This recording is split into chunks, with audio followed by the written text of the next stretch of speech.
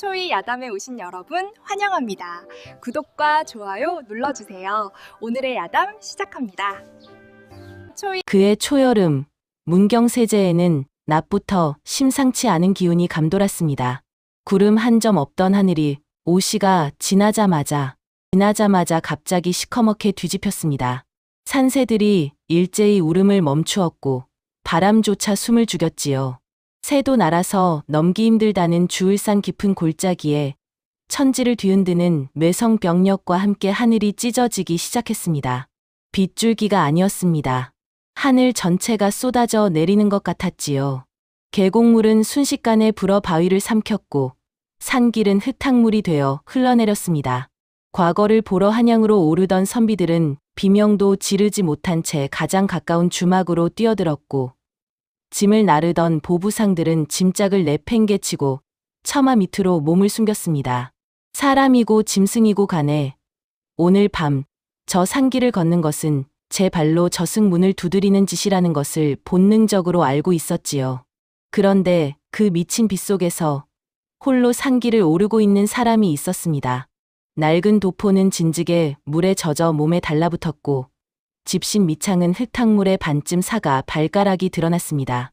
괴나리 보찜은 빗물을 머금어 어깨를 짓눌렀고 손에 든 우산대는 바람에 뼈대가 부러진 지 오래였지요. 그럼에도 그는 걸음을 멈추지 않았습니다.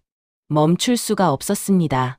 사흘 뒤면 한양에서 과거 시험이 시작되는데 오늘 밤을 이 산속에서 허비할 수는 없었으니까요. 번개가 쳤습니다. 그 섬광 속에서 잠깐 드러난 산길은 온데간데 없이 사라져 있었습니다. 낡은 도포 자락을 부여잡고 산길을 오르던 청년 선비의 이름은 이몽연이었습니다. 경상도 안동 땅, 한때는 조선 팔도의 이름을 떨치던 남인 가문의 후예였지요. 하지만 그 영광은 몽연이 태어나기도 전에 이미 쓰러진 것이었습니다. 당파 싸움의 소용돌이 속에서 가문은 하루아침에 몰락했고 몽연의 아버지는 그 충격으로 몽연이 10살이 되던 해에 세상을 떠났습니다. 남은 것은 쓰러져가는 초가집 한 채와 논 한 마지기, 그리고 아들만큼은 반드시 과거에 급제시키겠다는 어머니의 눈물뿐이었지요. 몽연은 그 눈물의 무게를 알고 있었습니다. 밥을 굶으면서도 붓을 놓지 않았고 겨울이면 손이 터서 피가 나도 책장을 넘겼습니다. 마을 어른들은 그런 몽연을 볼 때마다 혀를 찼지요. 아무리 글을 잘 쓴들 몰락한 남인 가문의 자식이 무슨 수로 장원급제를 하겠느냐고 괜한 고생만 시킨다고 수군거렸습니다. 하지만 몽연은 그 말들을 들을 때마다 입술을 깨물고 눈을 내리깔았을 뿐 한 번도 붓을 꺾지 않았습니다. 그렇게 26해를 살아온 청년이었습니다. 이번이 세 번째 과거였습니다. 첫 번째는 글재를 잘못 읽어 답안지를 버렸고 두 번째는 노모가 갑작스럽게 쓰러지는 바람에 한양 문턱에서 발길을 돌려야 했습니다. 그리고 이번 세 번째, 어머니는 몽연의 손을 꼭 붙잡고 이렇게 말했습니다. 이번이 마지막이다. 내 애가 이번에도 돌아온다면 나는 더 이상 살아있을 이유가 없다. 농담이 아니었습니다. 어머니의 눈빛이 그것을 말해주고 있었지요. 그래서 몽연은 이 폭우 속에서도 걸음을 멈출 수가 없었던 것이었습니다. 빗물인지 눈물인지 모를 것들이 뺨을 타고 흘러내렸지만 몽연은 그것을 닦을 생각조차 하지 못했습니다. 그저 한 발, 또 한 발, 무너지는 산길을 디디며 앞으로 나아갈 뿐이었지요. 그런데 그때였습니다. 갑자기 길가 바위 밑에서 낮고 쉰 목소리가 들려왔습니다. 선비 나으리. 몽연은 깜짝 놀라 걸음을 멈추었습니다.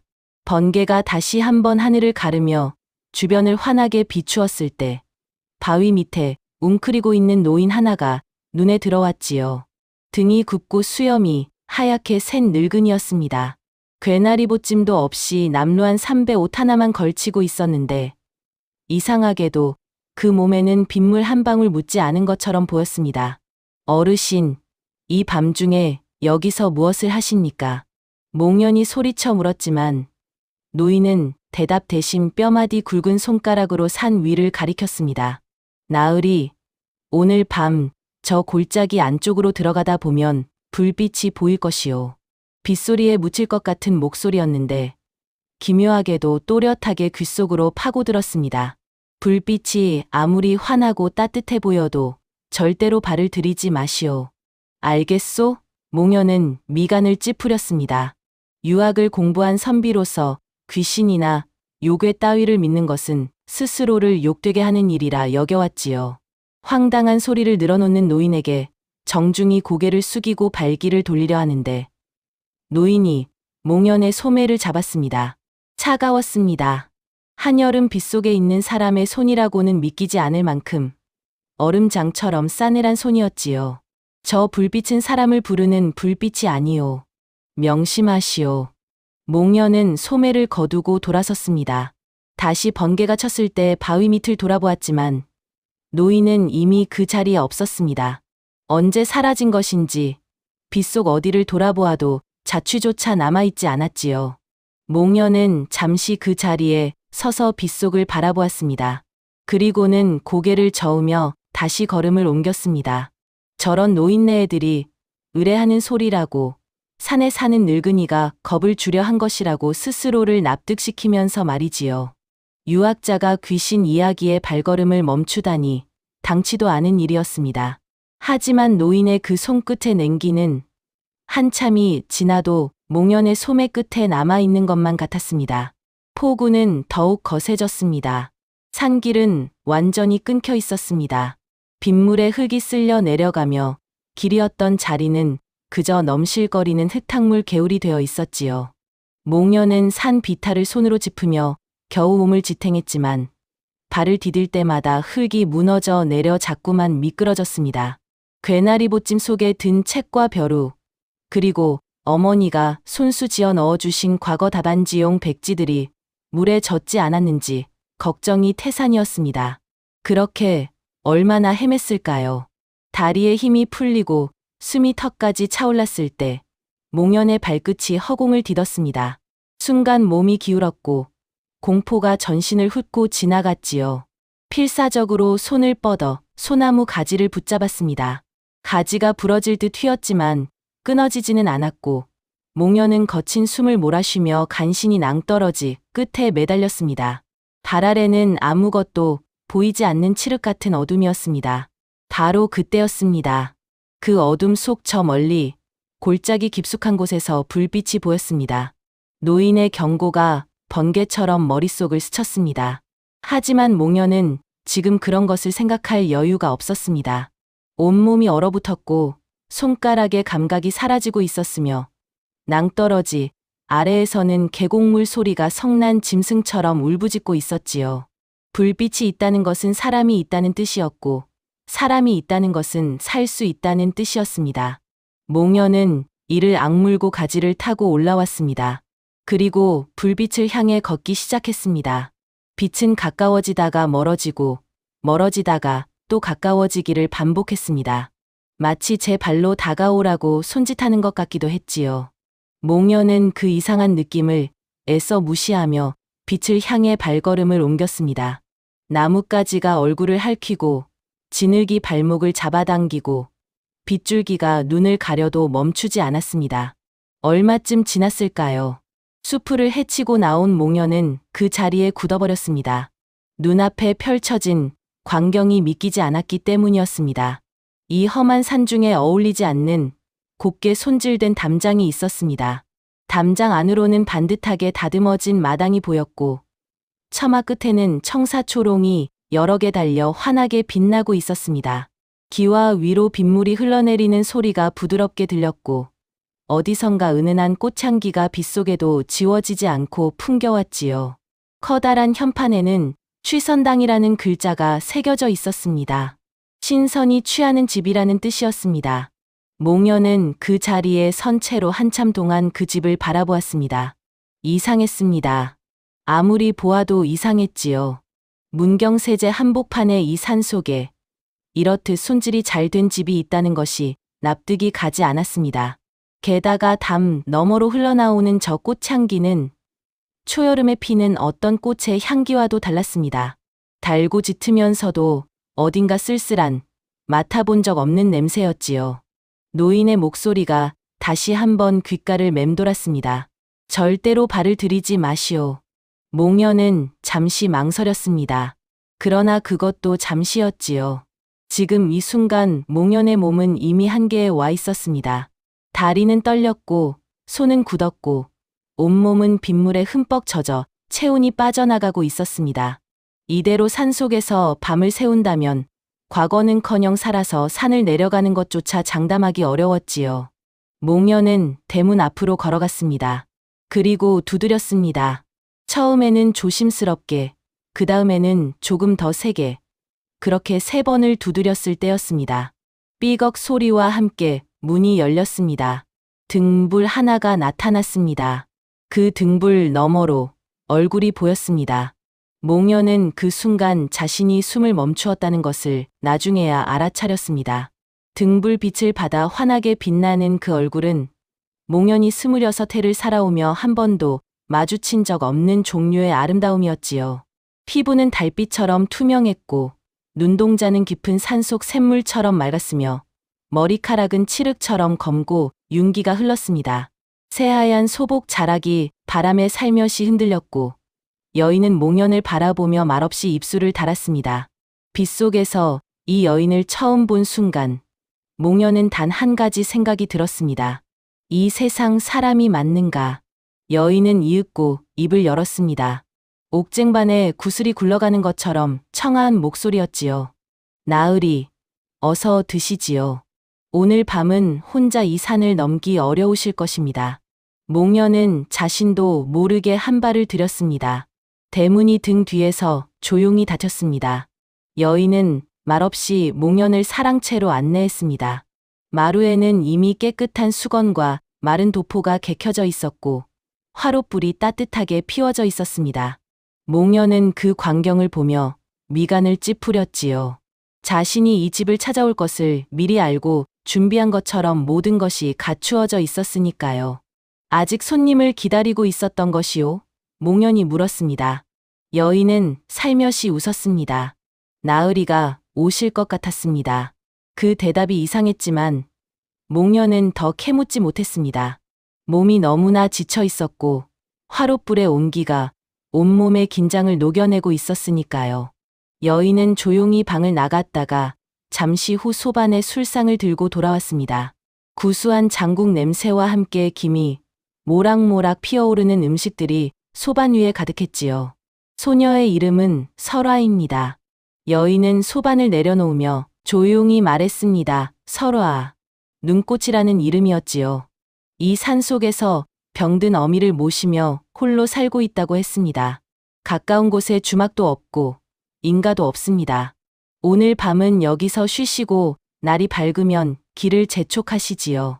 몽연은 예법상 젊은 여인이 있는 집에서 하룻밤을 묵는 것이 온당치 않다는 것을 알고 있었습니다.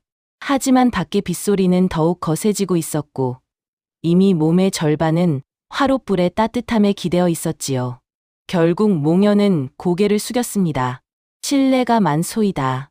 설화는 아무 말 없이 조용히 웃었습니다. 그런데 몽연은 그 짧은 순간 화롯불 빛을 받은 설화의 뒤쪽 벽면을 흘낏 보았습니다. 벽에는 그림자가 드리워져 있었는데 그 그림자의 윤곽이 설화의 몸과 조금 달랐습니다. 아주 미세한 차이였지요. 너무나 순식간의 일이라 몽연은 자신이 잘못 본 것이라 여겼습니다. 빗속을 헤매며 눈이 피로해진 탓이라고 스스로를 납득시키면서 말이지요. 술 한 잔을 권했을 때 몽연은 사양하지 않았습니다. 첫 잔을 넘기자 몸이 녹는 것 같았고 2번째 잔을 넘기자 온몸에서 힘이 빠져나가는 것 같았습니다. 술이 독한 것인지 아니면 몸이 너무 지쳐있던 것인지 몽연의 눈꺼풀이 무거워지기 시작했지요. 그러면서도 눈앞의 설화에게서 시선을 떼지 못했습니다.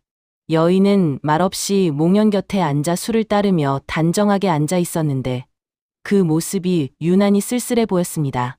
이 산속에서 홀로 얼마나 사셨소? 몽연이 물었습니다.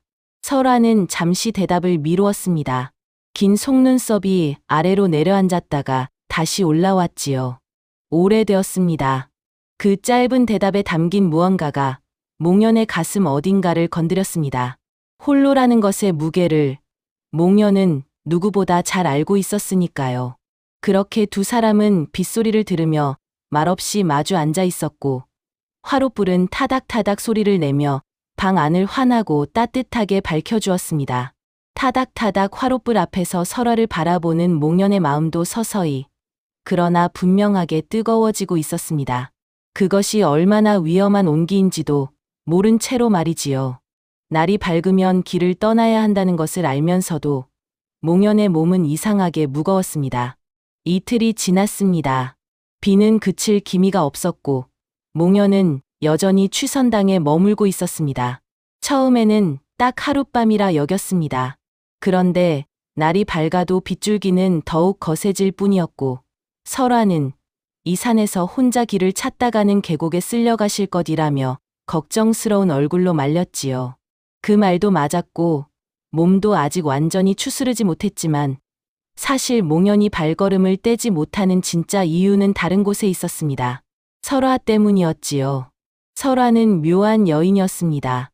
아침이면 마당에서 약초를 손질했고 낮이면 방 안에서 바느질을 했으며 저녁이면 조용히 몽연 곁에 앉아 차를 끓였습니다.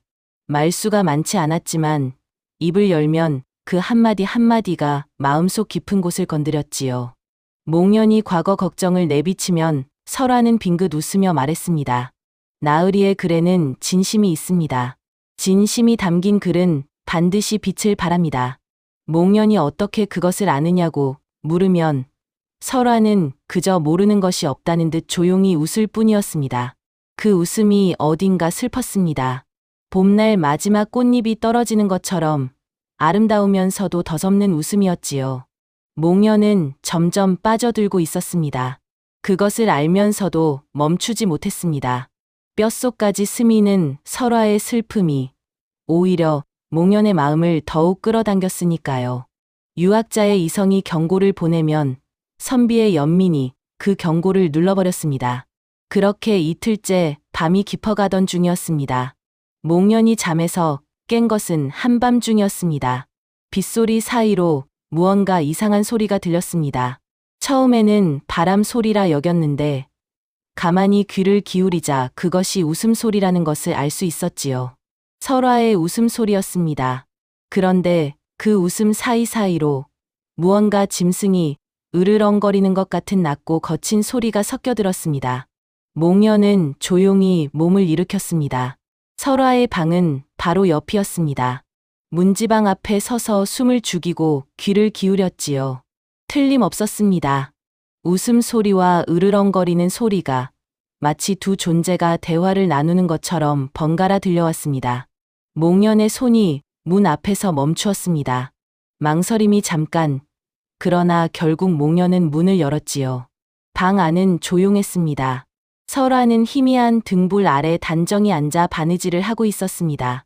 아무 일도 없다는 듯 평온한 얼굴로 고개를 들어 몽연을 보았지요. 나으리, 잠이 오지 않으십니까? 몽연은 방 안을 한번 둘러보았습니다. 아무것도 없었습니다. 짐승도, 다른 사람도, 아무런 흔적도 없었지요.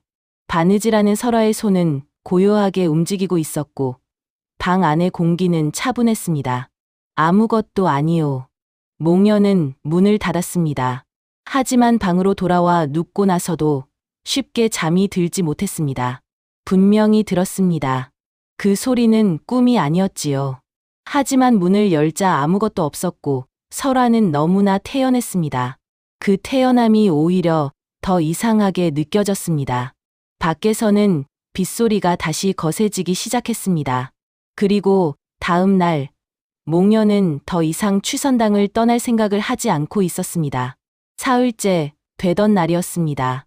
설화가 잠시 뒷마당에 나간 사이 몽연은 혼자 사랑채에 앉아 있었습니다.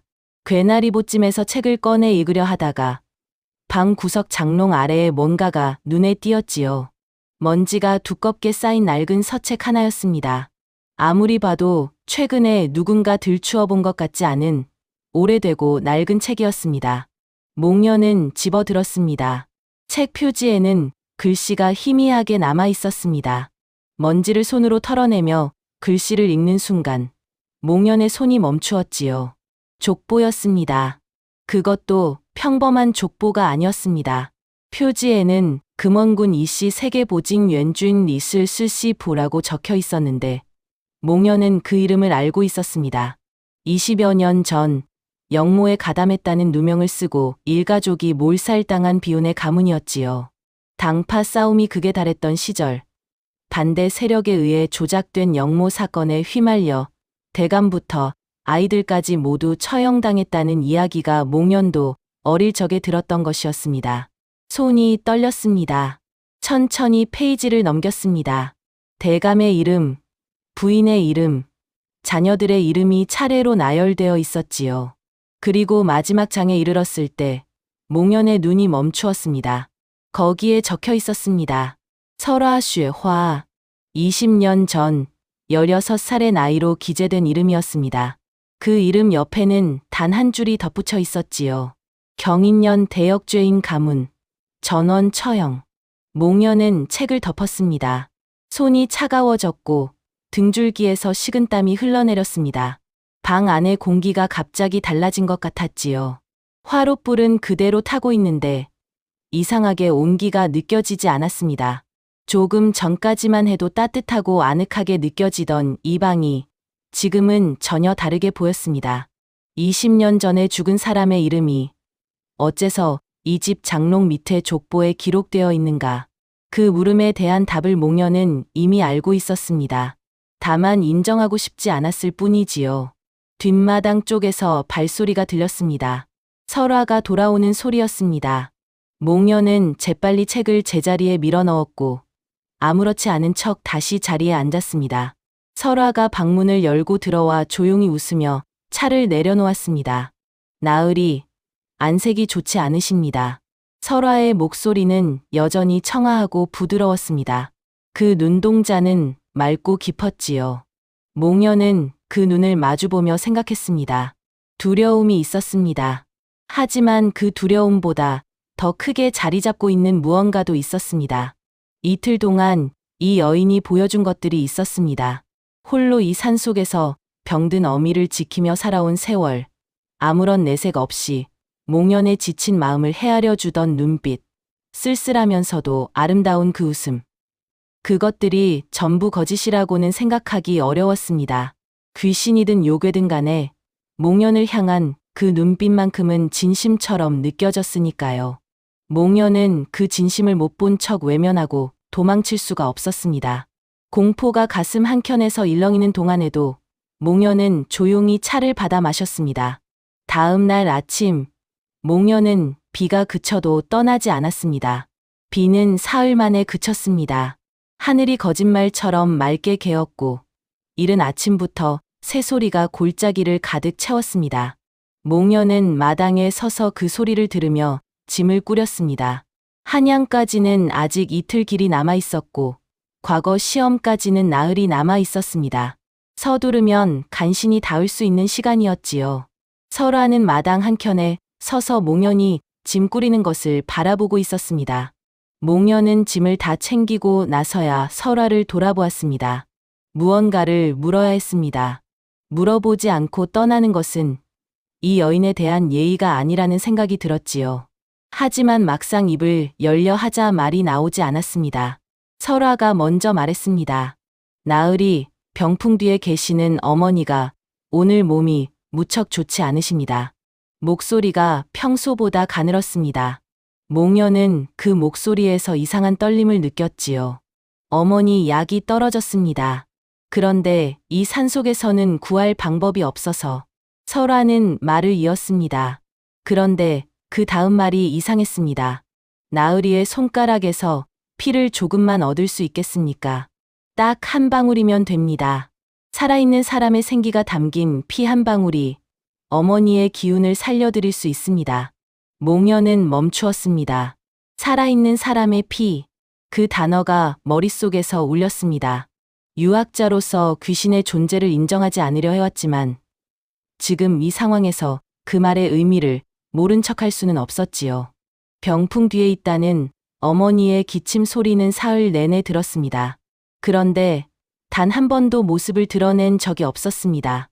약 이름을 물어도 설화는 특별한 약이라고만 했지요.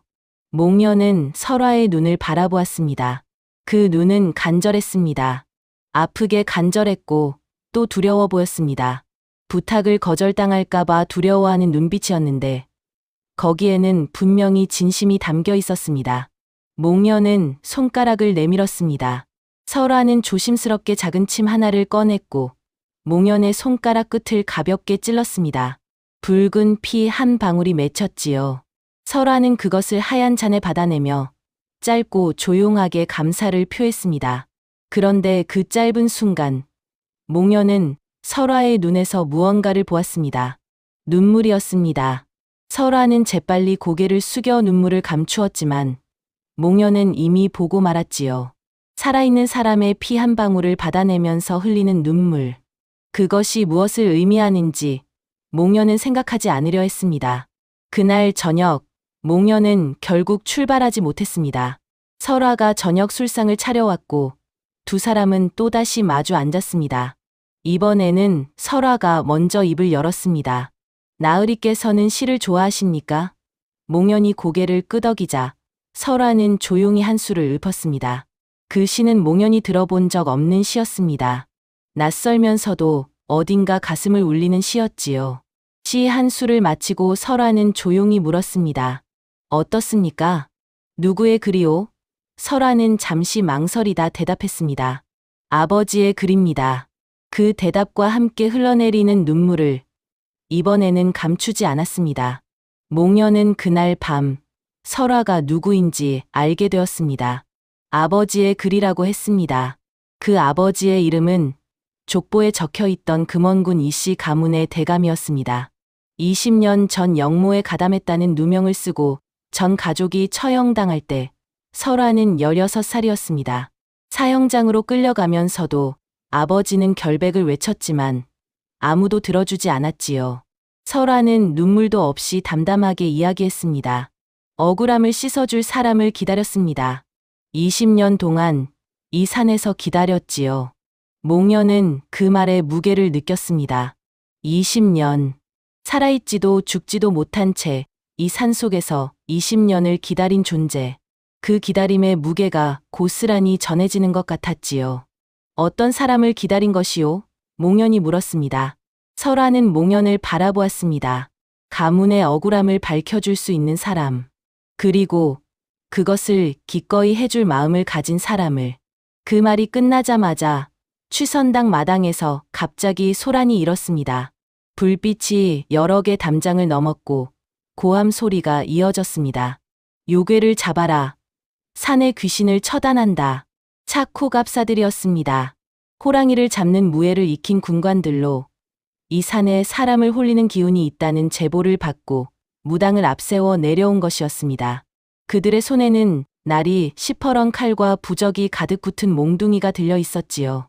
무당은 앞장서서 방울을 울리며 주문을 외웠고 그 소리에 설화의 얼굴이 창백하게 변했습니다. 설화는 조용히 말했습니다. 나으리, 피하십시오. 나으리까지 연루되어서는 안 됩니다. 목련은 움직이지 않았습니다. 차코갑사들이 방문을 걷어찼습니다. 칼날이 설화를 향해 겨누어졌고 무당이 부적을 집어 던지며 소리쳤습니다. 이 요사한 것을 당장 없애버리겠다. 그 순간이었습니다. 목련이 앞으로 나섰습니다. 차코갑사의 칼날과 설화 사이에 몸을 세웠지요. 군관들이 당황하며 멈추었습니다. 선비 나으리, 비키시오. 저것은 사람이 아니오. 목련은 흔들리지 않았습니다. 목소리를 낮추되 또렷하게 선비의 기계를 담아 말했습니다. 귀신보다 무서운 것은 사람의 탐욕이오. 저 여인은 20년 동안 억울한 원한을 품고 이 산에 머물러 있는 것이오. 칼로 저 원한을 씻을 수 있다 생각하시오? 원한은 문장으로 씻는 것이지 칼로 씻는 것이 아니오. 무당이 비웃었습니다. 선비 나으리가 귀신에게 홀리셨구려. 홀린 것이 아니오. 진실을 들은 것이오. 목련은 괴나리보찜에서 무언가를 꺼냈습니다. 어머니가 손수 접어 넣어주신 하얀 시권스 촨. 과거 답안지용 백지였습니다. 그것을 두 손으로 들어 앞으로 내밀었을 때 기이한 일이 일어났습니다. 빗속에서도 젖지 않았던 그 백지가 깊은 밤 방 안에서 은은하게 빛을 발하기 시작한 것이었습니다. 무당이 뒤로 물러섰습니다. 착호갑사들도 당황하며 눈을 비볐지요. 백지에서 흘러나오는 빛은 부드러우면서도 단호했습니다. 무당의 방울 소리가 점점 작아졌고 부적은 바닥으로 떨어졌습니다. 설화가 몽연의 등 뒤에서 속삭였습니다. 나으리. 그 목소리에 무언가 달라진 것이 느껴졌습니다. 몽연이 뒤를 돌아보았을 때 설화의 모습이 변해 있었습니다. 소복이 하얗게 빛났고 얼굴에서 20년의 원한이 거쳐 나가는 것이 보였지요. 눈물이 두 뺨을 타고 흘러내렸습니다. 그러나 그것은 슬픔의 눈물이 아니었습니다. 고맙습니다. 설화는 두 손을 모아 몽연에게 깊이 절했습니다. 그리고 나직하게 귓속말처럼 속삭였지요. 이번 과거의 시제는 산하는 여전하되 사람은 달라진다입니다. 나으리의 글이라면 반드시 장원을 하실 것입니다. 그 말이 끝나자마자 설화는 아침 이슬이 햇빛에 사라지듯 조용히 쓰러졌습니다. 청사초롱의 불빛이 꺼졌고 화롯불도 꺼졌으며 취선당 마당에 서 있던 착호갑사들도 어느새 눈을 비비며 주변을 두리번거렸습니다. 무당은 제 발로 걸어나가며 작게 중얼거렸지요. 원한이 풀렸다. 몽연은 혼자 그 자리에 서 있었습니다. 설화가 있던 자리에는 아무것도 남아있지 않았습니다. 다만 방 안가득 은은하게 퍼지는 꽃향기만이 남아있었지요. 몽연은 그 향기를 오래오래 맡았습니다. 그리고 날이 밝기를 기다려 한양으로 길을 떠났습니다. 문경세제를 내려가는 몽연의 발걸음은 무거우면서도 어딘가 비어 있었습니다. 그 빔이 슬픔인지 허전함인지 알 수 없었지요. 단 사흘의 시간이었는데 이상하게도 그 사흘이 26해의 어느 때보다 길게 느껴졌습니다. 한양에 도착한 것은 과거 시험 하루 전날이었습니다. 간신히 닿은 시간이었습니다. 몽연은 여관에 몸을 눕혔지만 잠이 오지 않았지요. 설화의 얼굴이 눈에 밟혔고 그녀가 마지막으로 속삭인 말이 귓가에 맴돌았습니다. 산하는 여전하되 사람은 달라진다. 그것이 과연 이번 시험의 시제가 될까요? 혹여 설화가 잘못 알고 있는 것은 아닐까요? 아니면 애당초 그것이 시험과 관계없는 말이었던 것은 아닐까요? 몽연은 밤새 그 생각을 떨치지 못하다가 동이 트기 직전에야 겨우 눈을 붙였습니다. 그리고 시험날 아침, 과거 시험장에 들어선 몽연이 시제를 보았을 때 산하는 여전하되 사람은 달라진다. 몽연의 손이 떨렸습니다. 붓을 집어든 손이 처음에는 떨렸습니다. 하지만 먹을 갈고 첫 획을 긋는 순간부터 손이 멈추었지요. 마음이 고요해졌습니다. 설화의 얼굴이 그녀가 읊어준 아버지의 시가 20년의 기다림이 담긴 그 눈물이 모두 붓끝으로 모여드는 것 같았습니다. 몽연은 멈추지 않고 써 내려갔습니다. 답안지가 제출되었고 사흘 뒤 방이 붙었습니다. 이몽연, 장원급제. 그 두 글자가 방 위에 나붙었을 때 몽연은 기쁨보다 먼저 한 사람의 얼굴이 떠올랐습니다. 설화, 당신의 이름 덕분이요. 벼슬길에 오른 몽연이 가장 먼저 한 일은 따로 있었습니다. 출세한 뒤의 첫 번째 상소는 자신의 영달을 위한 것이 아니었지요. 20년 전 영모 사건에 대한 재조사를 청하는 상소였습니다. 그 사건을 직접 들여다보면서 몽연은 분노를 감추기 어려웠습니다. 당파 싸움에서 상대편을 짓밟기 위해 조작된 증거들, 거짓 증언을 강요당한 증인들, 그리고 결백을 외치다 끝내 형장의 이슬로 사라진 금원군 이씨 가문 사람들. 설화가 20년 동안 기다린 것은 바로 이것이었습니다. 재조사는 오래 걸렸습니다. 반대하는 세력도 있었고 위협도 있었지요. 하지만 몽연은 물러서지 않았습니다. 장원급제의 기계와 선비의 고든 뜻이 그를 지탱했습니다. 끝내 진실이 밝혀졌고 금원군 이씨 가문은 억울한 누명을 벗었습니다. 20년 만의 복권이었지요. 복권이 이루어진 날, 몽여는 홀로 짐을 챙겨 문경세제로 향했습니다. 그날도 날이 맑았습니다. 세제의 산길은 그때와 똑같이 가파르고 험했지만 몽연의 발걸음은 처음 올랐을 때보다 훨씬 가벼웠지요. 한참을 올라 수풀을 헤쳐나갔을 때 취선당이 있던 자리가 나왔습니다. 집은 없었습니다. 담장도, 기와도, 청사초롱도, 마당도 아무것도 남아있지 않았습니다. 마치 처음부터 아무것도 없었던 것처럼 풀과 나무만이 무성했지요. 다만 그 자리 한가운데에 낡고 작은 비석 하나가 세월을 견디며 서 있었습니다. 이끼가 잔뜩 낀 비석에는 글자가 거의 지워져 있었지만 가까이 다가가 손으로 이끼를 걷어내자 이름 두 글자가 드러났습니다. 설화 몽여는 그 앞에 무릎을 꿇었습니다. 그리고 가져온 재물을 차리고 조용히 고개를 숙였지요. 아무 말도 하지 않았습니다. 할 말이 너무 많아서 오히려 아무 말도 나오지 않는 것이었습니다. 얼마나 그렇게 있었을까요? 바람이 불어왔습니다. 몽연이 고개를 들었을 때 비석 옆에 한 가지 꽃이 눈에 들어왔습니다. 이 계절에 피어서는 안 될 하얀 매화 한 가지였지요. 꽃잎이 다 펼쳐진 것도 아니고 봉우리인 것도 아닌 막 피어나는 순간의 매화였습니다. 몽연은 그 꽃을 한참 바라보다가 천천히 미소를 지었습니다. 20년의 기다림이 끝났음을 그 매화 한 가지가 말해주고 있었습니다. 산하는 여전하되 사람은 달라진다. 설화의 아버지가 남긴 그 시 한 구절이 이제 몽연의 가슴 속에 영원히 새겨졌습니다. 산과 강은 그대로지만 그 산하를 살아가는 사람은 달라질 수 있다는 것. 억울함도 원한도 20년의 기다림도 진심을 가진 한 사람이 나타나면 달라질 수 있다는 것을 말이지요. 몽연은 자리에서 일어섰습니다. 매화 한 가지를 조심스럽게 꺾어 손에 들고 세제를 천천히 내려갔습니다. 바람이 등 뒤에서 부드럽게 밀어주었고 산새 소리가 골짜기를 가득 채웠습니다. 달빛은 더욱 밝게 길을 밝혀주었고 바람은 조용히 나무잎을 흔들었지요. 마치 오래 기다리던 누군가가 마침내 잘 가라고 배웅해주는 것처럼 말이지요. 진정한 사랑과 의리는 생과 사의 경계마저 허문다고 말이지요. 이몽연과 설화의 이야기가 바로 그것이었습니다. 살아있는 자와 살아있지 않은 자 사이에서도 진심은 통하고 억울함은 씻길 수 있다는 것을 두 사람은 보여주었습니다. 우리가 살아가며 마주치는 수많은 인연 중에 단 하나의 진심이 20년의 한을 풀어낼 수 있다는 것도 말이지요. 다음 영상을 빠르게 만나보시려면 초이 야담 좋아요와 구독을 눌러주세요. 모두 행복한 하루 보내세요. 다음 영상